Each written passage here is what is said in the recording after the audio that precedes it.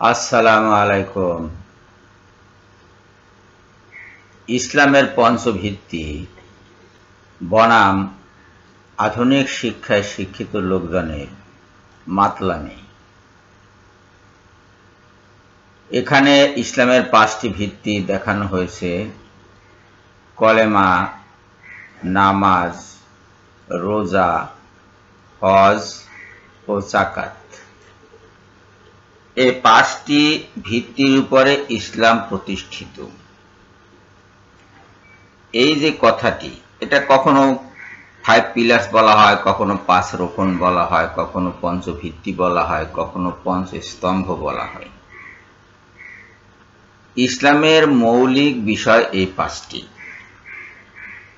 এর সাথে অন্যান্য বিষয় যুক্ত আছে। মৌলিক বিষয় মানে সবকিছু নয়, কিন্তু এই যে 5টি ভিত্তি নিয়ে আধুনিক শিক্ষায় শিক্ষিত কিছু লোকজন, যাদের মাথায় ভিত্তি ঢোকে না কিংবা স্তম্ভ ঢোকে না, তারা বলে যে 5টি ছাড়া কি আর ইসলামে কিছু নাই? এই যে মাপে কম দেওয়া, জিনা করা, অবিচার করা, অত্যাচার করা, মানুষের জমি লুটে নেওয়া, মানুষের সম্পদ লুটে নেওয়া, গীবত করা, এগুলা তো আছে কোরআনে। এগুলা যাবে কোথায়? তারা ভুলেই যায় যে এই ভিত্তি কথাটা তারা ভুলে যায়। কথাটা হলো কি, ভিত্তি বা স্তম্ভ, এটা মানে কি সব? হাদিস বলছে ভিত্তি, ওনারা বলছেন সবকিছু। হাদিস বলছে স্তম্ভ, ওনারা বলছেন পুরো বিল্ডিং। এই 5টিকে যদি পঞ্চস্তম্ভ ধরা হয়, তা থেকে মাপে কম দেওয়া জায়েজ হবে? হবে না। এ থেকে মিথ্যে কথা বলা জায়েজ হবে? হবে না। নিরীহ মানুষকে হত্যা করা কি জায়েজ হবে? হবে না। ইসলামের বাকি সব বিষয় এর সাথে যুক্ত। কোনো না কোনোটার বিষয় যুক্ত করে দেয়া যাবে। বলে সাদাকা আছে, যে সাদাকা জাকাতের সাথে যুক্ত করে দেওয়া যাবে না? আল্লাহ পাক জাকাত দিতে বলেছেন, একটা নির্ধারিত অংশ ফরজ করে দিয়েছেন। তা এই ফরজের জায়গায় তো বলা হচ্ছে, যে হাদিসে এই পঞ্চভিত্তির কথা বলা হচ্ছে, সেই হাদিসে তো বলা হচ্ছে ইচ্ছা করলে নফল করতে পারো, সাদাকা দিতে পারো, তুমি সাদাকা করতে পারো। বাতিল হয়ে গেছে? বাতিল হয়ে যায়নি। কিন্তু আপনি দেখবেন ইউটিউবের পাতায় পাতায় এই যে আধুনিক শিক্ষায় কিছু শিক্ষিত লোক, ইসলামের ব্যাপারে যারা পুরোপুরি অশিক্ষিত, তারা এইটা নিয়ে আপত্তি করছে, এটা মানছে না। পঞ্চভিত্তি তারা মানবে না। কেন মানবে না? পঞ্চভিত্তি মানলে ইসলাম তো পঞ্চভিত্তির মধ্যে সীমিত হয়ে যাবে। এই কথা কি পঞ্চভিত্তি বলেছে? হাদিসে এই কথা বলা হয়েছে? আমি বারবার অবাক হয়ে যাই যে এরা কি চাউলের ভাত খায় না? এরা কি গমের আটা খায় না? কেউ যদি বলে যে বাঙালির প্রধান খাদ্য ভাত, তাতে কি বাঙালির অন্যান্য খাদ্য বরবাদ হয়ে যাবে? থাকবে না। মাছ খেতে পারবে না, আম খেতে পারবে না, কাঁঠাল খেতে পারবে না, কলা খেতে পারবে না, বাঙালি দুধ খেতে পারবে না। প্রধান খাদ্য ভাত বললে পারবে না খেতে? পারবে, কিন্তু ওনারা বলছেন পারবে না। ওনারা বলছেন এই 5টি ভিত্তির উপরে যে ইসলাম দাঁড়িয়ে আছে, এইটা মানবে না। কেন মানবে না? এই 5টাই সব নয়। প্রাইমারি স্কুলে নাকি ওনাদেরকে ভুল শিক্ষা দেওয়া হয়েছে, ওনাদের ভাষ্যমতে যেখানে বলা হয়েছে ইসলামের ভিত্তি 5টি, সেখানে নাকি ভুল শিক্ষা দেওয়া হয়েছে। ওনারা মানবেন না। এখন আমরা এক এক করে দেখব যে এই 5টি ভিত্তির কোনোটা ইসলামের অন্যান্য বিষয় বরবাদ করে কিনা। আসুন একটু আমরা হিসাব নিকাশ করে দেখি। ইসলামের প্রথম ভিত্তি কলেমা, লা ইলাহা ইল্লাল্লাহু মুহাম্মাদুর রাসূলুল্লাহ। আল্লাহ ছাড়া অন্য কোনো ইলা নাই এবং মুহাম্মদ সাল্লাল্লাহু আলাইহি সাল্লাম তার রাসূল। এটা হলো ঈমানের ঘোষণা। যিনি এই ঘোষণা দিবেন তাকে আমরা মনে করব তিনি মুমিন, তিনি মুসলিম হলেন। এবং তার উপরে ইসলামের সমস্ত কার্যাবলী বাস্তবায়নের জন্য ন্যস্ত হল। তার উপরে ইসলাম চাপল, সেই ইসলামের ভিতরে প্রবেশ করল। এই কলেমা পড়িয়ে মুহাম্মদ সাল্লাল্লাহু আলাইহি সাল্লাম মানুষকে মুসলিম করেছেন।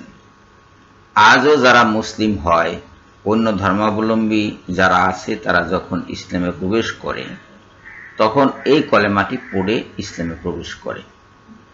বিশ্ববিদ্যালয়ে ভর্তির জন্য যেমন রেজিস্ট্রার অফিসে গিয়ে নাম রেজিস্ট্রি করতে হয়, এটা ঠিক সেরকম। যে ব্যক্তি এই কলেমাটি পড়ল না, তার সাথে ইসলামের কোনো সম্পর্ক নাই। সে যতই ইসলামের অন্যান্য কাজগুলো করুক, হিসাবে আসবে না, ধরা হবে না, হিসাবে আনা হবে না। বিশ্ববিদ্যালয়ের রেজিস্ট্রারের খাতায় যদি কোনো ব্যক্তির নাম না থাকে, সে যদি 20 বছর ধরে বিশ্ববিদ্যালয়ের বারান্দায় ঘোরাফেরা করে, বিশ্ববিদ্যালয়ে ক্লাস করে, বিশ্ববিদ্যালয়ে পড়ালেখা করে, তারপরেও সে ওই বিশ্ববিদ্যালয়ের ছাত্র হিসেবে গণ্য হবে না। এটি ঈমানের ঘোষণা। এখন আমি জানি যে ফাজিল লোকজন উঠেই প্রশ্ন করবে যে এটাতে কি ঈমান হয়ে গেল? ঈমানে তো আরো কত কিছু বলা হয়েছে, কিতাবের কথা বলা হয়েছে, কিতাবে বিশ্বাস করতে হবে, ফেরেশতাগণে বিশ্বাস করতে হবে, আল্লাহর একত্বে বিশ্বাস করতে হবে, রাসূলগণের উপর বিশ্বাস করতে হবে, ইত্যাদি ইত্যাদি বহু বিষয় নিয়ে আসবে। মোট 7টি বিষয় হলো ঈমানের ভিত্তি। এই লা ইলাহা ইল্লাল্লাহ মুহাম্মাদুর রাসূলুল্লাহর মাঝে সবকিছু আছে। রাসূল শব্দটি যেহেতু আছে, সেহেতু কিতাব শব্দটিও আছে। কিতাব ছাড়া তার রাসূল হয় না, কাজে কিতাবে বিশ্বাস হয়ে গেল। আল্লাহ যেহেতু বিশ্বাস আছে, সেহেতু আল্লাহর আরশেও বিশ্বাস হবে, আল্লাহ ফেরেশতাগণেও বিশ্বাস হবে। অবিশ্বাসের কোনো কারণ নাই।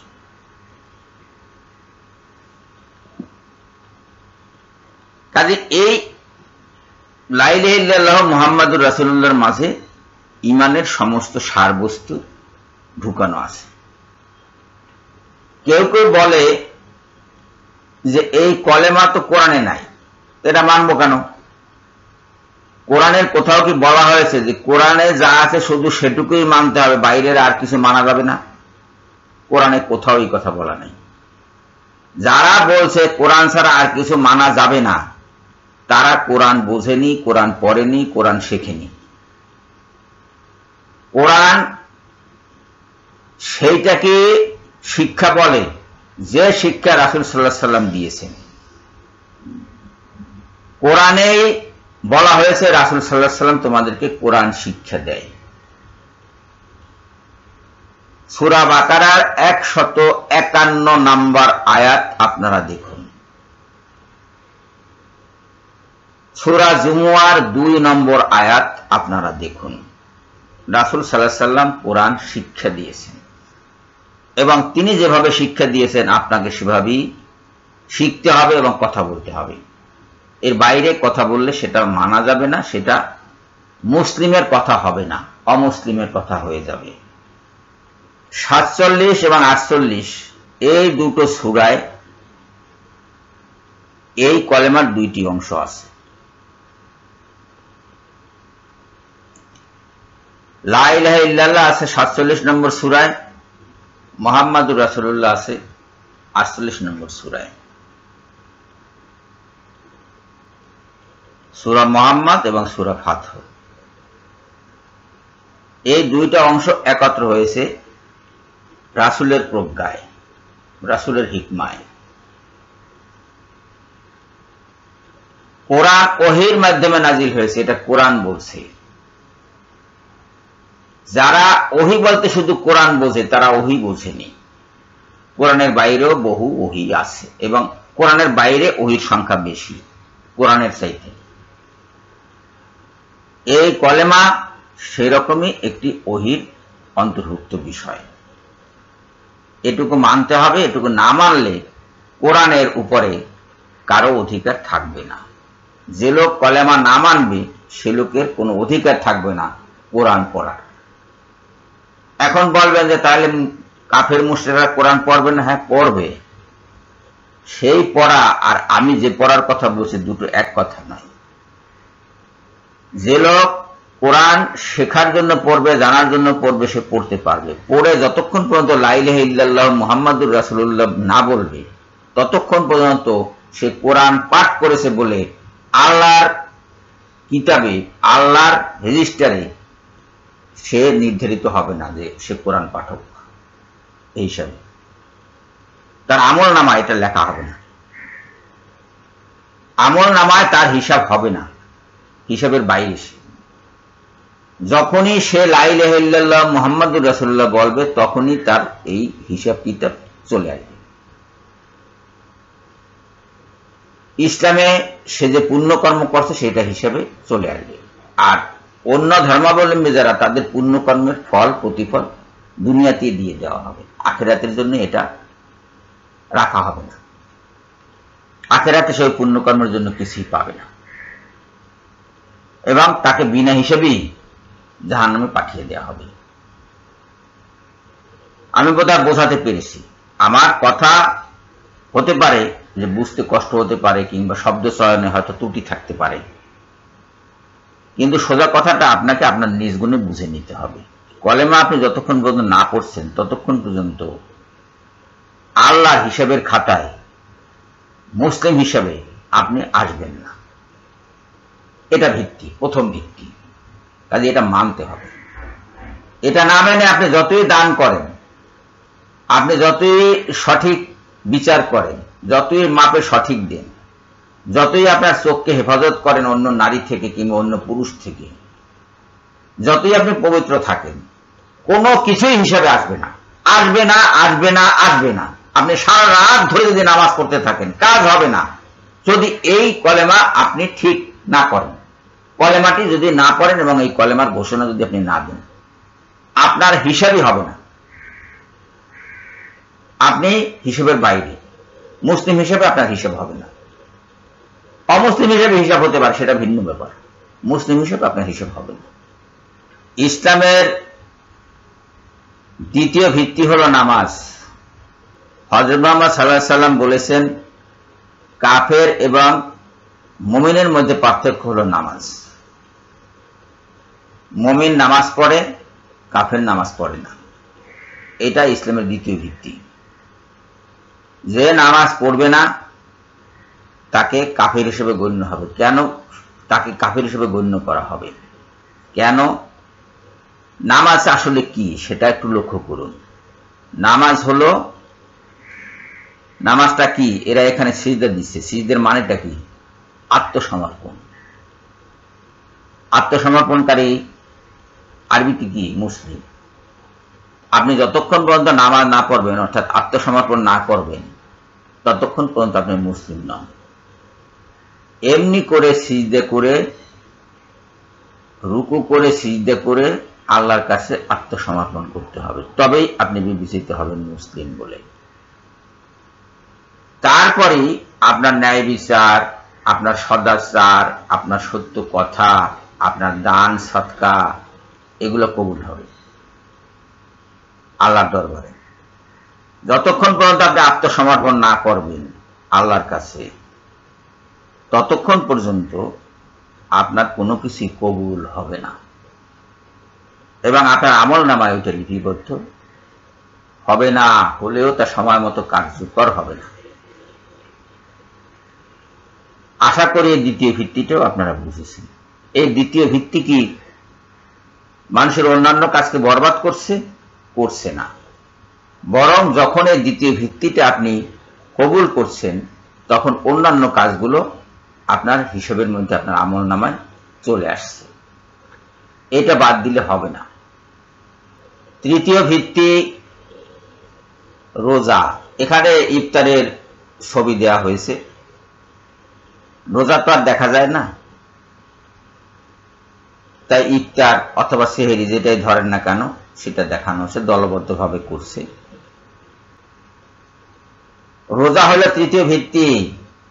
আল্লাহ পাক এটা প্রতিবার করেছেন বা কাতাবা করেছেন, লিপিবদ্ধ করে রাখা হয়েছে, এটা সংবিধিবদ্ধ করা হয়, তার কিতাবে এটা সংবিধিবদ্ধ করা হয়েছে। আল্লাহ কিতাবে রোজা মানুষের জন্য ফরজ করা হয়েছে, সাধারণ ফরজ নয়। এই রোজা যদি কেউ না রাখে ইচ্ছা করে, যদি অস্বীকার করে, তাহলে সে আর দিনের ভিতরে থাকবে না। দিনের ভিতরে থাকবে না, তাকে মুসলিম বলা যাবে না, সে মুসলিম নয়। এই তৃতীয় ভিত্তিটাও ওইভাবে মানতে হবে। কিন্তু এই তৃতীয় ভিত্তি কি ইসলামের অন্যান্য বিষয়কে খারিজ করে দিচ্ছে না। এটাকে যদি আমরা তৃতীয় ভিত্তি হিসেবে মানি, তাতে কি ওই বৃদ্ধ লোকটার গালে থাপ্পড় দেওয়া যাবে না। আরো তো কাজ আছে, আরো অনেক পুণ্যকর্ম আছে, সেই পুণ্যকর্মগুলো কি বাতিল হয়ে যাচ্ছে? এটাকে তৃতীয় ভিত্তি ধরলে বাতিল হচ্ছে না। সেটা যার জায়গায় সে থাকছে, কোন রকম এধার হচ্ছে না।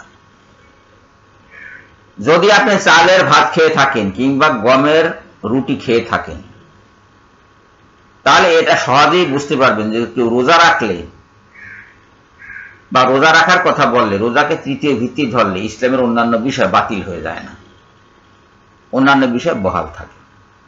ভিত্তি মানে ভিত্তি, এটা বিল্ডিং এর সব নয়, পুরাটা নয়। চতুর্থ ভিত্তি হজ।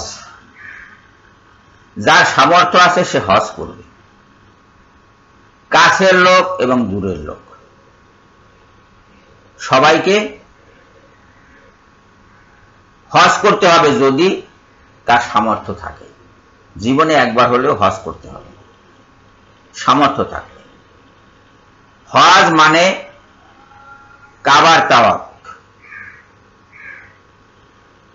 ওমরা, হজ,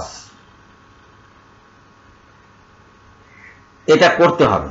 না করলে আপনি এটা মানলেন না, আল্লাহর বিধান মানলেন না। এবং এইটা করতে গিয়ে সাদাকা দেওয়া কিংবা পার্শ্ববর্তী লোকের উপকার করা, জমি ঠিকঠাক মতো চাষ করা, মাপ ঠিকঠাক মতো দেওয়া, এগুলো বাতিল হবে না, এগুলো বহাল আছে। এগুলো বহাল রেখেই চতুর্থ ভিত্তি বহাল আছে। কারণ এইটা চতুর্থ ভিত্তি হলে ওর কোনো কিছু বাতিল হয়ে যাবে না। এই হজকে চতুর্থ ভিত্তি করলে আপনি পিতামাতার গালে থাপ্পড় দেওয়ার অধিকার পাবেন না। কাজে এটা নিয়ে যারা আপত্তি করছে তারা অশিক্ষিত। পঞ্চম স্তম্ভ যাকাত। আপনার আয় থেকে একটা নির্ধারিত অংশ দরিদ্রকে দান করতে হবে। কত দিতে হবে, কি পরিমাণ দিতে হবে, এটা আল কোরআনে দেওয়া নাই। এটা রাসূলকে আলাদাভাবে শিক্ষা দেওয়া হয়েছে ওহীর মাধ্যমে। জিবরাইল আলাইহিস সালামকে পাঠিয়ে বলা হয়েছে যে উদ্বৃত্ত আয়ের 2.5% দান করো, তোমার ভরণ পোষণের পরে যা থাকে তার থেকে দান করো। এবং এটা ফরজ। এই ফরজ আদায় করতে গেলে নফল সাদাকা বাতিল হয়ে যাবে না, প্রতিবেশীকে সাহায্য করা বাতিল হয়ে যাবে না। যে হাদিসে বলা হয়েছে যাকাত ইসলামের একটি ভিত্তি, সেই হাদিসেই বলা হয়েছে তরকারিতে ঝোল বেশি দাও যাতে প্রতিবেশীকে দিয়ে খেতে পারো। অথবা বলা হয়েছে যে ওই ব্যক্তি ইমানদার নয় যে নিজে পেট পুরে খায় অথচ প্রতিবেশী উপোস থাকে। এগুলো লক্ষ্য করার মতো বিষয় ভাই। বড় ডিগ্রি নিয়ে, খুব বড় বড় ভাষণ দিয়ে ইসলাম প্রতিষ্ঠা করা যাবে না। এই জিনিসগুলোকে সহজভাবে মেনে নিতে হবে। সহজভাবে যারা মানতে পারবে না সোজা কথা, সত্য কথা, তারা বোকার দল। এই বোকার দলকে যারা অনুসরণ করে তারা তার চেয়েও বোকা, বড় বোকা। ওই হাদিসের কথা মনে পড়ে যে শেষ জামানায় অজ্ঞতা চাপিয়া বসিবে, জ্ঞান উঠিয়ে যাইবে। এবং মানুষ অজ্ঞদেরকে নেতা বলিয়া গ্রহণ করিবে। তাহারা নিজেরা বিভ্রান্ত হইবে, অন্যদেরকে বিভ্রান্ত করিবে। ওই লোকগুলা সেভাবেই বিভ্রান্ত করছে, আপনাদেরকে বিভ্রান্ত করার চেষ্টা করছে। যাকাত ফরজ এবং এটাকে ইসলামের একটি ভিত্তি ধরলে নফল সাদাকা কিংবা প্রতিবেশীর সাথে সদ্ব্যবহার অথবা মেহমানকে ডেকে খাওয়ানো অথবা মসজিদ গড়া কিংবা রাস্তাঘাটে মানুষের সাথে ভালো আচরণ করা, এটা বরবাদ হয় না, বাতিল হয় না, বহাল আছে। ইসলামের সবই বহাল আছে, তবে এই পাঁচটি ইসলামের ভিত্তি। এই জন্য যে এই পাঁচটির কোনোটি যদি আপনি বাদ দেন তাহলে আপনাকে কাফির বলা যাবে, আপনাকে অমুসলিম বলা যাবে। কিন্তু একজনে সাদাকাত করলো না, তাকে অমুসলিম বলা যাবে না। একজনে মাপে কম দিয়েছে, সে পাপী অন্যায়কারী, কিন্তু তাকে কাফির বলা যাবে না, সে অমুসলিম নয়। একজনে অন্যায়ভাবে কাউকে মেরেছে, কারো গালে থাপ্পড় বসিয়ে দিয়েছে কিংবা পিঠে জুতের পিটুনি দিয়েছে, তার বিচার হবে, সে শাস্তি পাবে, সে পাপ করেছে, অপরাধ করেছে, সে অপরাধী, অমুসলিম নয়, অমুসলিম বলা যাবে না। আপনি যদি এর প্রতিটা কাজেই মানুষকে অমুসলিম বলেন, তাহলে যে আল্লাহ বলছেন যে তওবা করো, আল্লাহ ক্ষমাশীল ও দয়ালু, সেই কথাগুলো তো মিথ্যা হয়ে যায়। সেই কথাগুলো মিথ্যা নয়, সত্য কথা। আল্লাহ ক্ষমাশীল ও দয়ালু এবং তার দয়া তার ক্রোধকে অতিক্রম করে গেছে। তার রাগ, তার গজব, তার ক্রোধ, এটাকে অতিক্রম করে গেছে তার দয়া এবং মায়া। কিন্তু এই পাঁচটির কোনো একটি বাদ দিলে আপনি আর ইসলামের ভিতরে আপনি থাকবেন না, আপনি ইসলামের বাইরে পড়ে যাবেন। একজন মুসলিম নেতা জবরদস্তি কোন এক নারীকে বিয়ে করলো, সে অমুসলিম হয়ে যাবে না, সে অপরাধী হবে, তার শাস্তি হবে, তার মৃত্যুদণ্ডও হতে পারে। জুলুম করার জন্য সর্বোচ্চ শাস্তিও তার হতে পারে, 10 ঘা ব্যত্রাঘাতও হতে পারে, 5টা থাপ্পড়ও হতে পারে, 5,000 টাকা জরিমানাও হতে পারে তার, কিন্তু তাকে অমুসলিম বলা যাবে না। এই পাঁচটির কোনো একটি যে লোক বাদ না দিবে, সে লোক কখনো অমুসলিম বলে বিবেচিত হবে না। এই হলো ভিত্তির অর্থ। এই পাঁচটি হলো ইসলামের ভিত্তি, এবং এই পাঁচটির কোনো একটি অস্বীকার করলে বা কোনো একটি বাদ দিলে লোকটি ইসলামের আওতায় থাকবে না। আর এই পাঁচটি যে কবুল করেছে সে ইসলামের আওতায় চলে আসলে এরপর তার সমস্ত কাজের হিসাব কিতাব মুসলিমের হিসাব কিতাবের মতো হিসাব কিতাব হবে, এবং যদি তার পুণ্যকর্ম বেশি হয় সে জান্নাতে যাবে, পাপ কর্ম বেশি হলে সে নরকে যাবে, দোজখে যাবে। এবং এই পাঁচটি ভিত্তি ঠিক মতো পালন করার কারণে এক সময় তার পাপ কর্মের শাস্তি হিসেবে সে যে জাহান্নামে গেল, সেই জাহান্নামে থাকা অবস্থায় তার এই পাপ ক্ষয় হতে থাকবে। ক্ষয় হতে হতে যখন তার পাপের সমপরিমাণ শাস্তি তার হয়ে যাবে, তখন সে মুক্তি পাবে, সে জান্নাতবাসী হয়ে যাবে। এই হলো ভিত্তির অর্থ। ইসলামের ভিত্তির অর্থটা এই। এর মাঝে হইচই করে বক্তৃতা বিবৃতি দিয়ে আপনি ইসলামের ভিত্তিকে অস্বীকার করতে পারেন না, হাদিসকে অস্বীকার করতে পারেন না। সবকিছু কোরআনে আছে মনে করে কোরআন ধরে বসে থাকলে কোরআনকেই অস্বীকার করা হবে, কেননা কোরআন এই কথা বলেনি। কোরআন বলেছে রসুলকে মান্য করতে, কোরআন বলেছে রসুলের উপর ওহী করা হয়। সেই ওহী করা হয় কথাটি দিয়ে শুধুমাত্র কোরআন বুঝলে তো বোকামি হবে, এটা তো বোকা। যে বলছে সে শুধুই ওহী, শুধু কোরআনই ওহী, যে লোকটা বলে সে লোকটি বোকা। বদরের যুদ্ধের সময় আল্লাহ পাক 3000 ফেরেশতা দিয়ে রাসূলকে সাহায্য করেছিলেন, এই কথাটি কোরআনে আছে। কিন্তু এই যে প্রতিশ্রুতি 3000 ফেরেশতা দিয়ে রাসূলকে সাহায্য করা হবে, আগেই প্রতিশ্রুতি দেওয়া হয়েছিল, রাসূলকে সেটা আগেই ওহী মারফত জানানো হয়েছিল। এই যে জানানো, এইটা কোরআনের কোথাও নাই। রাসূলকে নির্দেশ দেওয়া হয়েছে হিজরত করার জন্য, কিন্তু সেই নির্দেশ কোরআনের কোথাও নাই। রাসূলকে নির্দেশ দেওয়া হয়েছে হুদায়বিয়া সন্ধি করার জন্য, রাসূল সে সন্ধি করেছেন, কিন্তু সেই নির্দেশ কোরআনের কোথাও নাই। সন্ধির কথা উল্লেখ আছে, কিন্তু সন্ধিতে যে সমস্ত শর্তাবলী ছিল সেই শর্তের কোনো কথা কোরআনে নাই। এই কথাগুলো বুঝতে হবে, ওগুলো বাতিল নয়। কোরআনের বাইরে যা কিছু আছে সব বাতিল নয়। যারা কোরআনের বাইরে যা কিছু আছে সবকিছু বাতিল করতে চায়, তারা 1400 1450 বছর পরে নতুন ইসলাম কায়েম করতে চায়, তারা বোকা। তারা রাসূলকে অস্বীকার করছে, সাহাবীদেরকে অস্বীকার করছে। রাসূল সাল্লাল্লাহু আলাইহি সাল্লাম এবং সাহাবীরা যে নজির রেখে গেছেন সেই নজিরকে অস্বীকার করছে, হাদিসকে অস্বীকার করছে। তারা ইসলামের বাইরের লোক, ভিতরের লোক না। তাদের থেকে আমরা আল্লাহর কাছে পানা চাই। সবাই সাবধান থাকুন এদের থেকে। সবাইকে ধন্যবাদ জানিয়ে এখনকার মতো বিদায় হচ্ছি। আল্লাহ হাফেজ।